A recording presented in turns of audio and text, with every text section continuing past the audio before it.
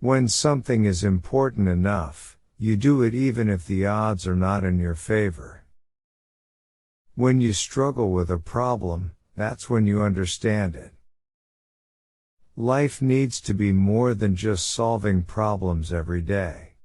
You need to wake up and be excited about the future.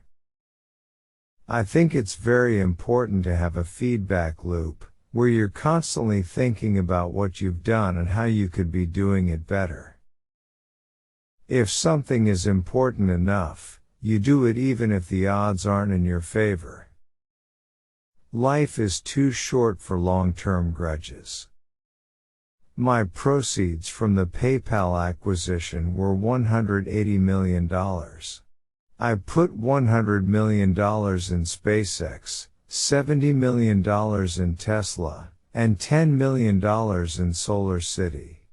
I had to borrow money for rent.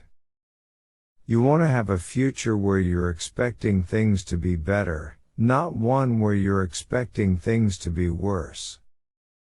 I was raised by books, and then my parents. I say something, and then it usually happens. Maybe not on schedule, but it usually happens.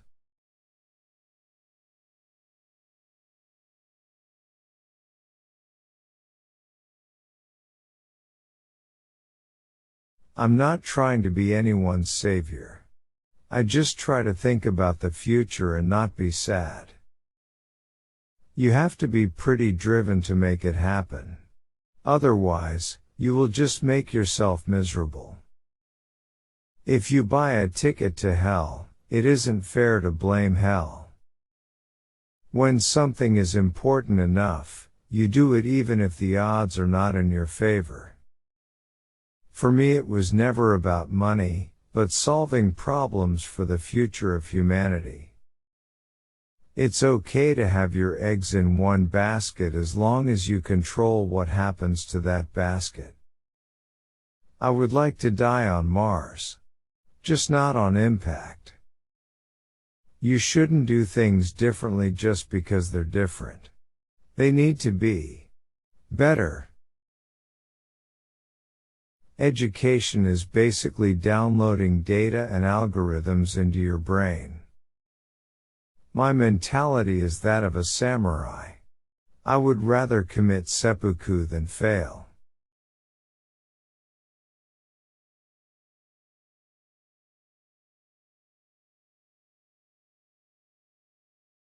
You have to say, well, why did it succeed where others did not?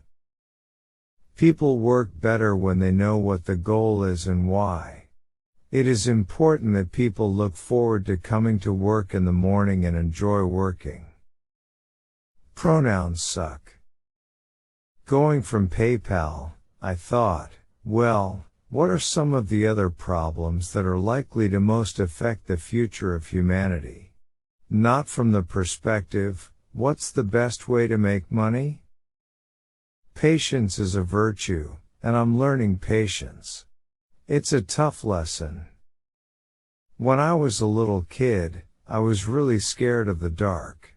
But then I came to understand, dark just means the absence of photons in the visible wavelength 400 to 700 nanometers. Then I thought, well, it's really silly to be afraid of a lack of photon. The first step is to establish that something is possible, then probability will occur.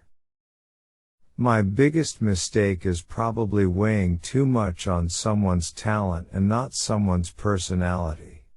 I think it matters whether someone has a good heart. Science is discovering the essential truths about what exists in the universe. Engineering is about creating things that never existed.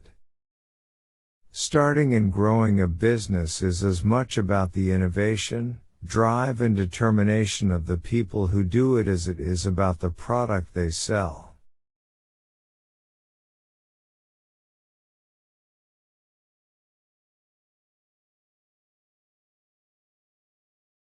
Constantly seek criticism. A well thought out critique of whatever you're doing is as valuable as gold. It is possible for ordinary people to choose to be extraordinary. If you need inspiration, don't do it. Never chase the next hot thing. Stop trying to chase the wave. You will never catch it. You always, for the most part, find out about that stuff too late. Instead, do what you are really passionate about, what you really love. That will position you before the wave even hits, and you will find out about whatever it is before the wave starts, before it gets hot, and that is how you take advantage. I think life on Earth must be about more than just solving problems. It's got to be something inspiring, even if it is vicarious. There have to be reasons that you get up in the morning and you want to live. Why do you want to live? What's the point?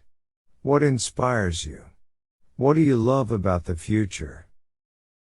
When I was a child, there's one thing I said: I never want to be alone. That's what I would say. I'm not trying to be anyone's savior. I'm just trying to think about the future and not be sad. Persistence is very important. You should not give up unless you are forced to give up. Failure is an option here. If things are not failing, you are not innovating enough.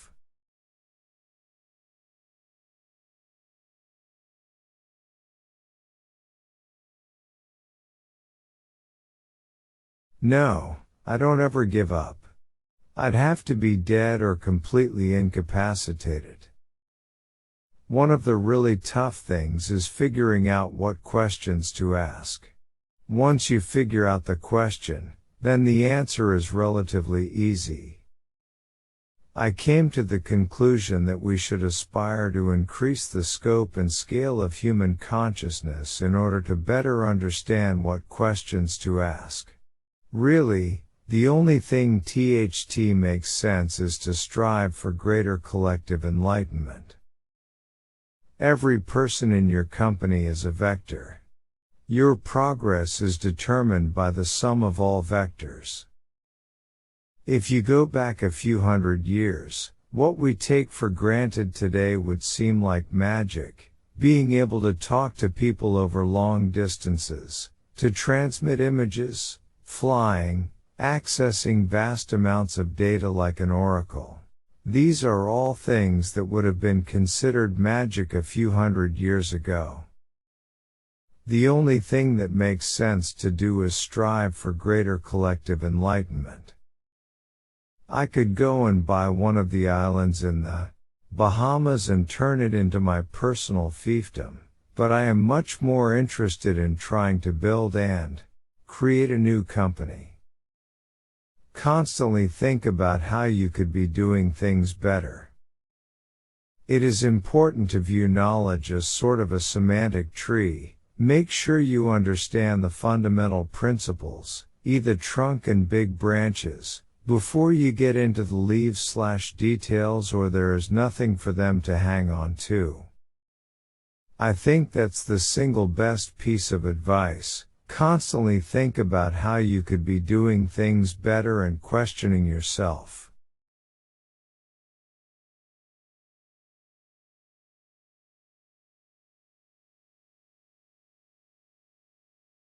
If you get up in the morning and think the future is going to be better, it is a bright day. Otherwise, it's not. When I was in college, I wanted to be involved in things that would change the world. Now I am. If something is important enough, you should try even if the probable outcome is failure. You should take the approach that you're wrong. Your goal is to be less wrong. Don't be afraid of new arenas. You want to be extra rigorous about making the best possible thing you can. Find everything that's wrong with it and fix it. Seek negative feedback, particularly from friends. The idea of lying on a beach as my main thing just sounds like the worst. It sounds horrible to me. I would go bonkers. I would have to be on serious drugs. I'd be super duper bored. I like high intensity. There needs to be an intersection of the set of people who wish to go, and the set of people who can afford to go, and that intersection of sets has to be enough to establish a self-sustaining civilization. My rough guess is that for $500,000, there are enough people that could afford to go and would want to go. But it's not going to be a vacation jaunt. It's going to be saving up all your money and selling all your stuff. Like when people moved to the early American colonies, even at 1 million people you're assuming an incredible amount of productivity per person. Because you would need to recreate the entire industrial base on Mars. You would need to mine and refine all of these different materials, in a much more difficult environment than Earth. There would be no trees growing. There would be no oxygen or nitrogen that are just there. No oil. Excluding organic growth. If you could take 100 people at a time, you would need 10,000 trips to get to 1 million people. But you would also need a lot of cargo to support those people. In fact, your cargo to person ratio is going to be quite high. It would probably be 10 cargo trips for every human trip, so more like 100,000 trips. And we're talking 100,000 trips of a giant spaceship. If we can establish a Mars colony, we can almost certainly colonize the whole solar system, because we'll have created a strong economic forcing function for the improvement of space travel. We'll go to the moons of Jupiter, at least some of the outer ones for sure, and probably Titan on Saturn, and the asteroids. Once we have that forcing function, and an Earth to Mars economy, we'll cover the whole solar system. But the key is that we have to make the Mars thing work. If we're going to have any chance of sending stuff to other star systems, we need to be laser focused on becoming a multi-planet civilization. That's the next step. I would just question things. It would infuriate my parents. That I wouldn't just believe them when they said something 'cause I'd ask them why. And then I'd consider whether that response made sense given everything else I knew. I'm interested in things that change the world or that affect the future and wondrous, new technology where you see it, and you're like, wow, how did that even happen? How is that possible?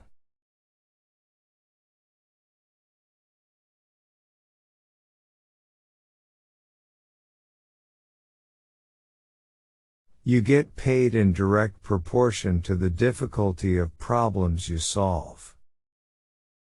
There's a tremendous bias against taking risks. Everyone is trying to optimize their S covering. I think it's very important to have a feedback loop, where you're constantly thinking about what you've done and how you could be doing it better. If you're trying to create a company, it's like baking a cake. You have to have all the ingredients in the right proportion. Physics is a good framework for thinking. Boil things down to their fundamental truths and reason up from there. In terms of the internet, it's like humanity acquiring a collective nervous system. Whereas previously we were more like a collection of cells that communicated by diffusion. With the advent of the internet, it was suddenly like we got a nervous system. It's a hugely impactful thing. I could either watch it happen or be a part of it. As much as possible, avoid hiring MBAs. MBA programs don't teach people how to create companies. Any product that needs a manual to work is broken. I take the position that I'm always to some degree wrong, and the aspiration is to be less wrong.